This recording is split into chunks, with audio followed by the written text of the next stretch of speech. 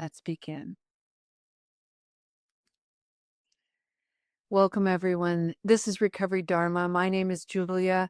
I'm really happy to be here on this glorious Friday. We are in the high desert of Spokane, Washington, where I am zooming in from. I am on the lands of the Kalispel and Spokane tribes. And it's pretty wonderful landscape out here. I live on a farm and it's big sky and beautiful prairie, and it's just a wonderful setting to practice. I'd like to begin our meditation today and our reflection today with a couple of things. The first is to let everybody know that for the month of November, we are exploring generosity. And generosity from a Buddhist perspective is not just about what we give and what we're giving in terms of a material thing. What most of us are used to thinking about when we contemplate generosity is, am I giving money? Am I giving the clothes off my back? Am I giving somebody time? And that's part of it. There's no doubt about it. That's part of it. But there's so much more. So I'd like to begin in the space of more. And I'd like to invite you to just keep in mind that we are creating and cultivating a spaciousness to open up to multiple possibilities of generosity. One of those possibilities is this very simple awareness. We are all, each of us by nature, generous. We know how to share. Most people are sharing, giving people. Most of us are. It's natural, comes natural to us.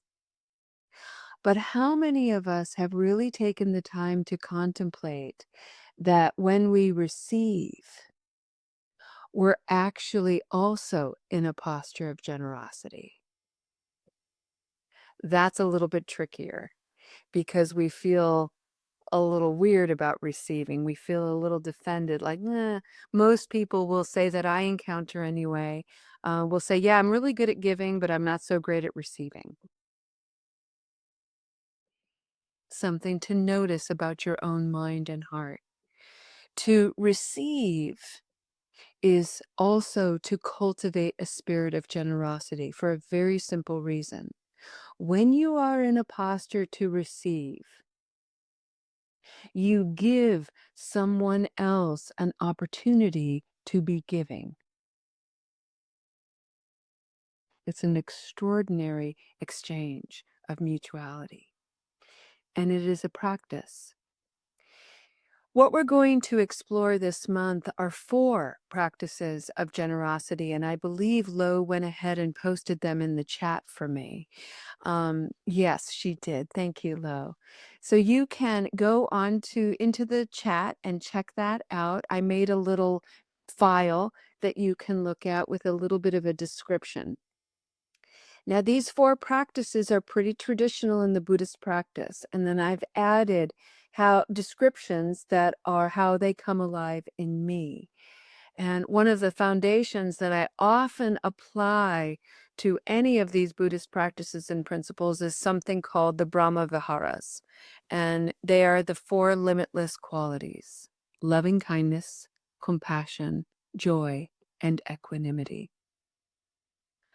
Today, we are going to talk about the first practice, which is to give confidence. And excuse me, and the limitless quality that goes with this particular practice is loving kindness. Now, the thing about the limitless qualities that we cultivate is they're interchangeable. They're always in motion. They're netted together. So you could apply compassion to this particular practice. You could apply equanimity. They're all overlapping. It's not a linear kind of thing. I'm just using it as a way of simplifying the practice. So today we're going to look at what it means to give confidence? And how is giving confidence loving and kind? So let's just take a moment to take that in. Today, you're going to hear and contemplate that to give confidence is to be loving and kind. Just breathe that in for just a moment.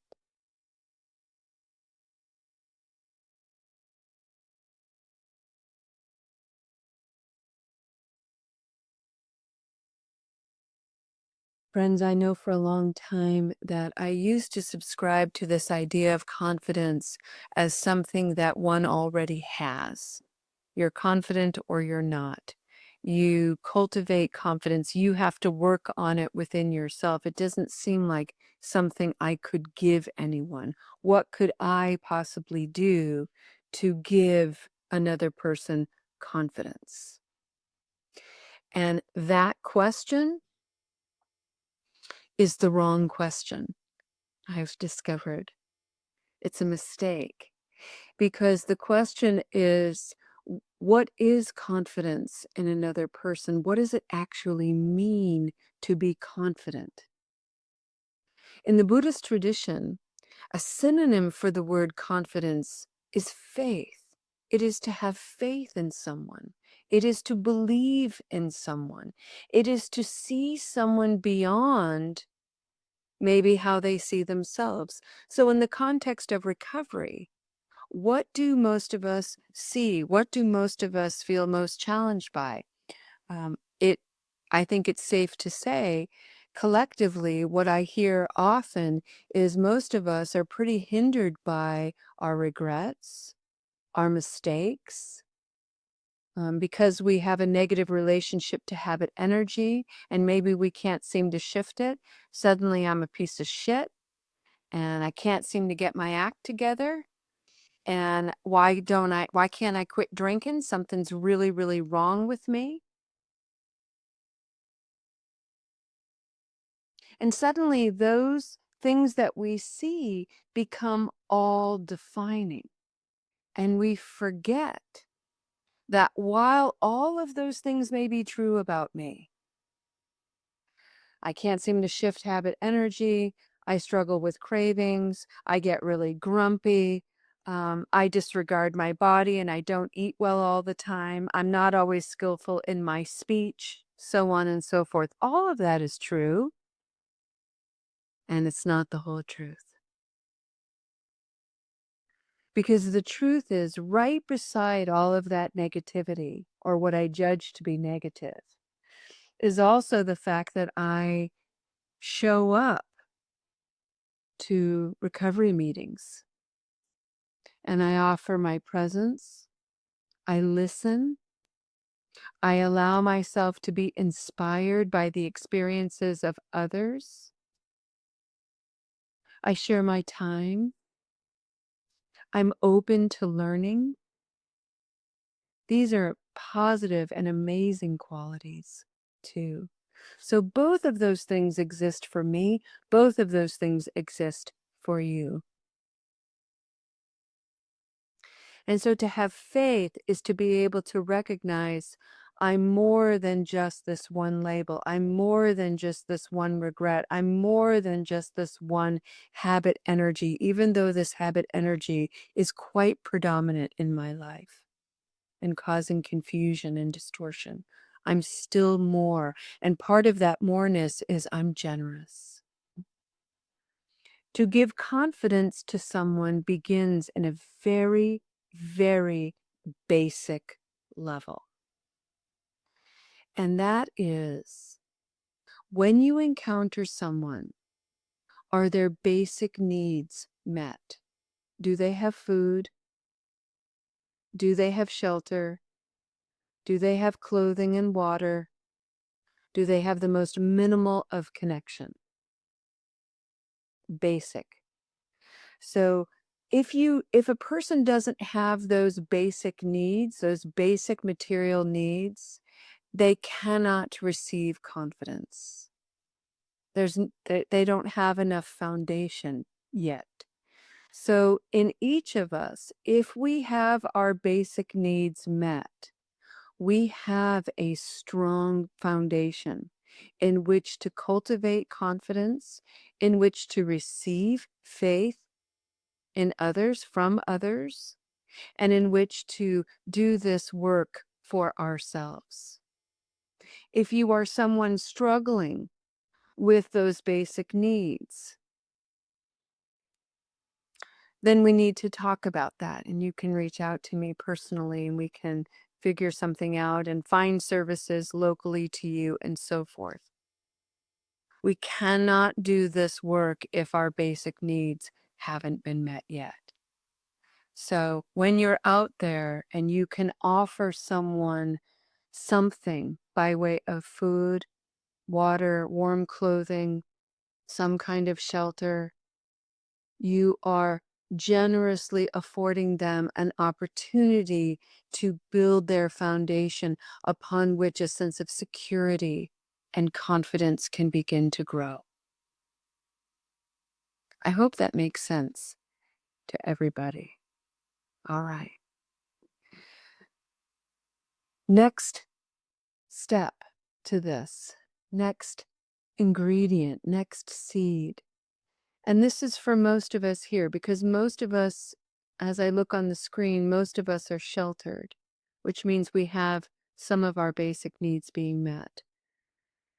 So from there, one of the most generous things we can do for ourselves to cultivate faith in ourselves, confidence in ourselves, is to remember this. Beside all the wrongdoing, beside all the mistakes and missteps, beside all the confusion and chaos and distortion, you did something right because you found your way to a recovery Dharma meeting. And that's amazing. You have effort, you had to put forth effort and action and concentration and mindfulness, and you had to have some kind of intention and some kind of understanding to get here. Now, you may be thinking, what's the big deal? I had to be here, or I wanted to be here, or I didn't have anything else to do, or whatever. But when you really think about it, and you think about of all the things that I could be doing today, and I prioritized all of these skills to make this happen, it's amazing. There are thousands of people who can't do this yet.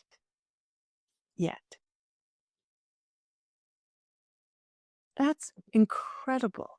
And what an enormous act of generosity that you've just given yourself, and by extension, you've given to this community. There are 56 people here today, and we all benefit from being here together. This collective energy is so profound and healing. It is a generous act to come here, to be here, to share here. Thank you.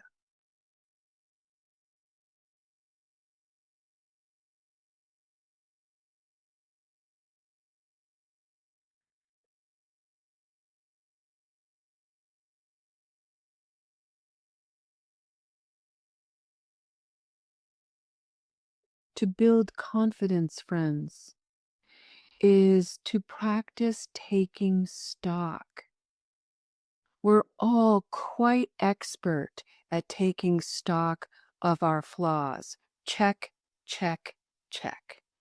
And we seem quite resistant to examining all the things that we do well, taking stock of those things. And it's important to do that. It's important to cultivate that practice, not as a way of excusing anything unskillful, not as a means to cover up anything unskillful, but as an effort to balance the scale a little bit so that we quit acting from a distorted state of mind, a confused perspective, a biased perspective, really. We're putting everything in balance, we're putting everything in harmony. And please know this is not fixed, it's always moving. Some days the scale tips a little bit heavier in unskillfulness. Okay, that's the way it is today. The next day, maybe the scale tips where you did something you can feel really proud of.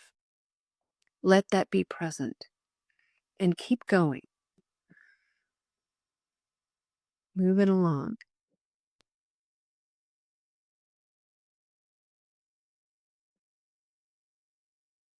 And it's amazing what that can do to tap into that wellspring of faith that's already within you, but it's a quiet presence. It's a shy presence. And so we have to pull away some of the debris a little bit in order to hear it and to see it. And then once we've done that, once we've practiced a little bit of taking stock for ourselves, it's so wonderful to be able to share it outward, to be generous outward.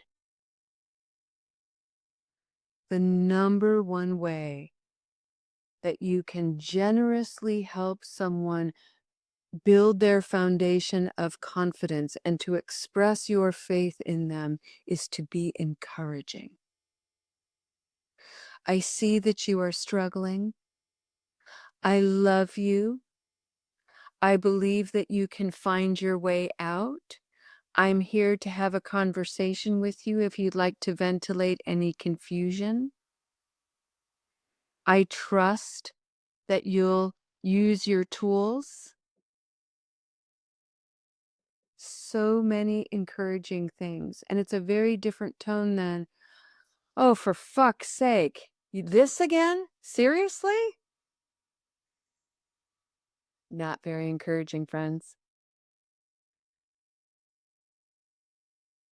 I see that you're struggling. I'm here witnessing. I love you. I believe in your good nature. I have faith that you will find your way. If you need my light to add to yours, I'm happy to lend it. Wow. What if we heard that? And more importantly, what if we could receive it? And that's the real message today, friends. If someone were to come to you and say, I see you, I'm worried about you, I see that you're struggling, I care how you are, I believe in your strength and resilience, and I think you are engaged in confusion and distortion. I'm here to be supportive. I'd like to add my light. Can you let me in? Can you receive that? And if you can't, can you look at your resistance, not as admonishment or judgment or blame to another person, but as a recognition of, oh, I'm resistant right now. Huh, would you look at that? I wonder what that's all about. Can you get curious about your own resistance with gentleness and wonder as opposed to judgment, blame, or diminishment? That's the practice. And that, my friends, is an act of generosity more profound than you could possibly measure. And it's perfectly okay if somebody were to approach you and say, I'm worried about you. I care how you are. I'm here bearing witness. It is absolutely okay to say to somebody, I want to receive that. I'm feeling resistance. I don't quite know what to do. And I want to thank you for your presence. And I want to thank you for helping me learn how to care about myself. That might be new and different too. Things to think about, things to take into your weekend and your day to wonder about, and notice that it's all gentle, it's all loving. There's an element of real kindness here, and it's a game changer, friends. So let's just bring this in, and let's just, if you feel comfortable, we'll put the hand on the heart. Because one of the most distressing, distorted, and false narratives I hear all the time, and I've actually said to myself, is I'm not worthy of kindness. I've done so many shitty things. I deserve to just live a life of perpetual punishment.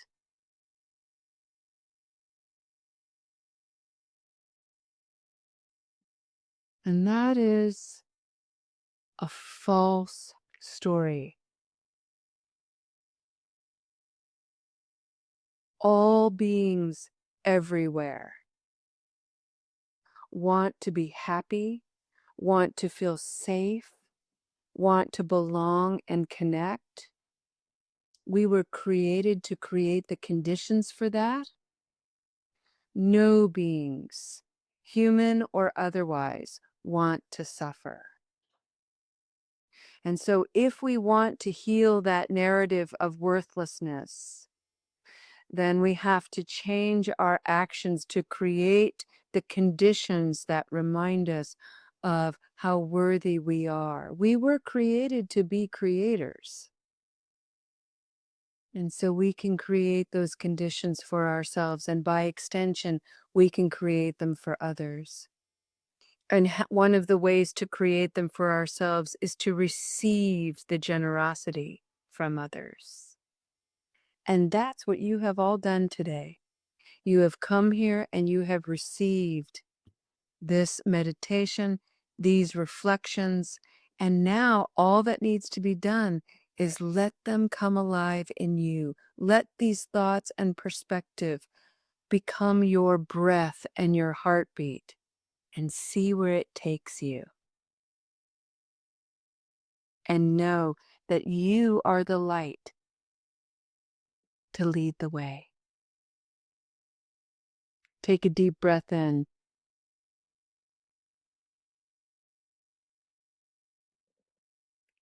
Let it all out.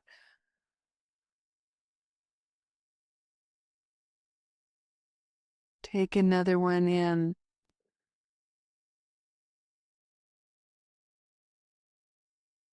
Let it all out.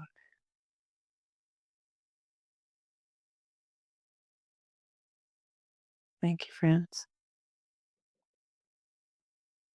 Practice today with a dedication of merit.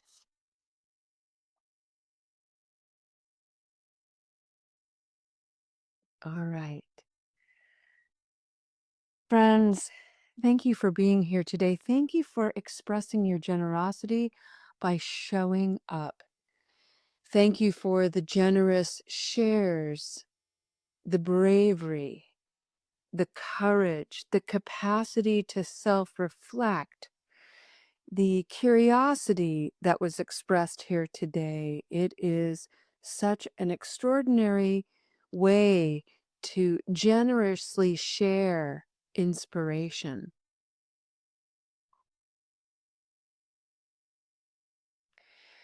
May you take this practice of cultivating and encouraging confidence in ourselves, and by extension, one another, out into your day. May you recognize that every single person you encounter is so tender. And yet, just like me, they've been conditioned to be kind of hardened and harsh toward themselves. So when I interact with the public, I always try to bring a gentle smile, a gentle gaze, and an energetic reminder that you are beautiful, you are so well loved, and you belong here because you are here. And that is a miracle. I'd like to end with a chant of the three jewels. And if you know this chant, you can chant along with me. It's a very simple chant.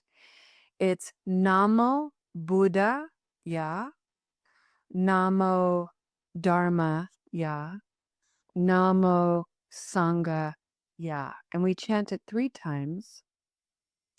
And what I'd like you to imagine as you're chanting, as you're using your beautiful voice, imagine your voice riding the air. Now, anytime you speak, the air becomes a wave. It looks like a ripple on water. It's very, very similar. So imagine the airwaves taking on a limitless quality, wrapping around the world and interacting, just rolling into people, landing on people like a little ripple, a little lapping that touches them. They don't even know what it is, but it's like, oh, that felt nice. That was warm. That was sweet.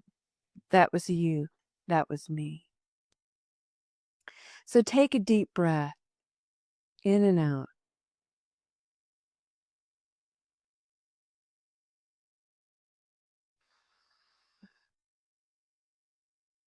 Hands at the level of the heart. Breathing in. We'll chant this 3 times. Namo Buddhaya. Namo Dharmaya.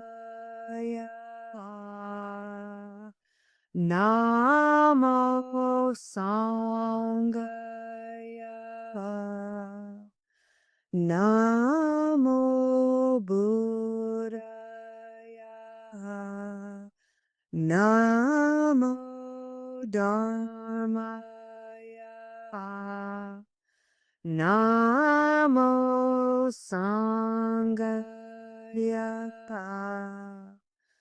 Namo Buddhaya. Namo Dharmaya. Namo Sanghaya.